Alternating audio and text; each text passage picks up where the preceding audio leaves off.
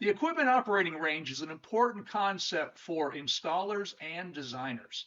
So let's take 2 minutes to talk about this subject.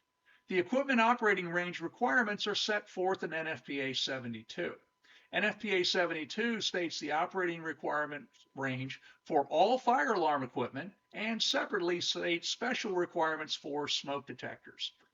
It also allows for considerations for equipment that are installed outside of this range.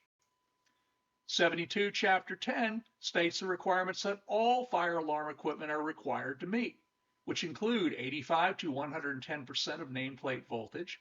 85% of nameplate voltage would allow for a 15% voltage drop and allow a 24-volt piece of fire alarm equipment to operate down to 20.4 volts.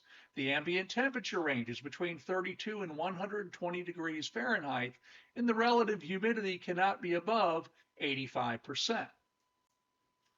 Chapter 17 sets separate requirements for smoke detectors. Smoke detectors have a bit narrower requirement.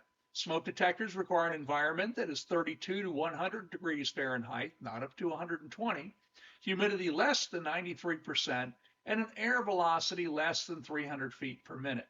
Smoke detectors are designed to be installed in indoor environmentally controlled areas.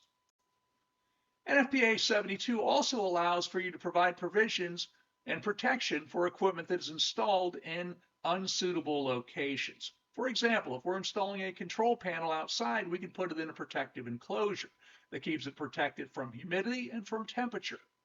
We can also use equipment that is listed for these conditions. For example, notification appliances. Outdoor rated horns and strobes are required.